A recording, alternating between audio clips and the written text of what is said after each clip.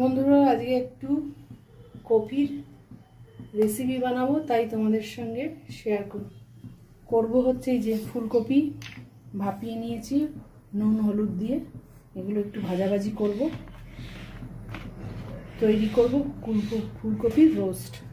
দেখো কিভাবে তৈরি করি।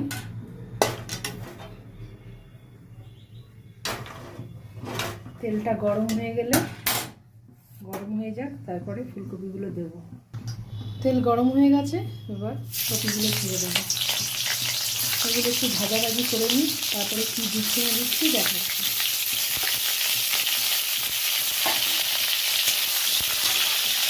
গরম হয়ে গেছে, এর মধ্যে শুকনো লঙ্কা ফোড়ন, তেজপাতা ফোড়ন আর গোটা গরম মশলা। ফুলকপি ভেজে রেখেছি এখানে।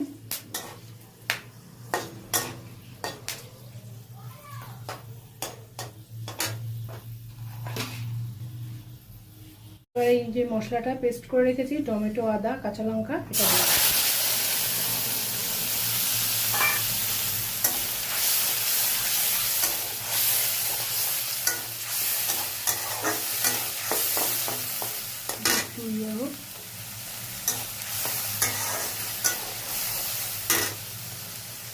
মশলা দিয়ে তেল ছেড়ে গেছে বন্ধুরা, এবার নুন দিয়ে দেবো। যেহেতু অল্প একটু কপি, বেশি নুন দেবো না। কাশ্মীরি লঙ্কার গুঁড়ো দেবো, একটু মিষ্টি দেবো, দিয়ে একটু নাড়ানাড়ি করে নিই।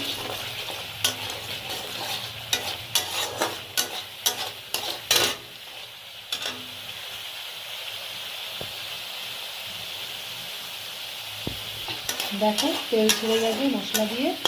এবার এখানে বেটে রেখেছি কাজু, চালমগজ আর টক দই, এটা এবার দিয়ে দেবো।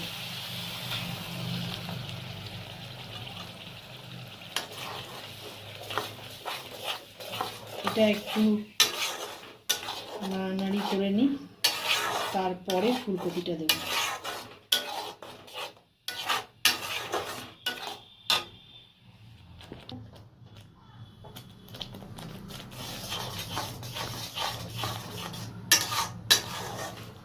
এর মধ্যে শুধু ফুলকপিটা যখন ভাপিয়েছি তখন হলুদ দিয়েছি, এর মধ্যে কোনো হলুদ ইউজ করবো না কিন্তু। এবার এই ফুলকপিগুলো দিয়ে দেবো।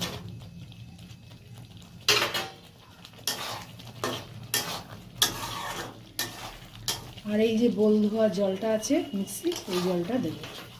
একটু নাড়ানাড়ি করে নিই। দেখো বন্ধুরা, মশলাটা দিয়ে কিন্তু তেল বেরোচ্ছে।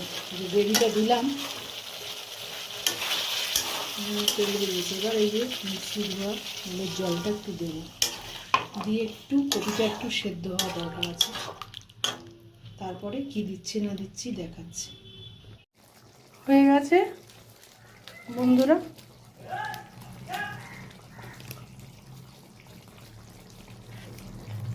গরম মশলা একটু দিয়ে দিলাম।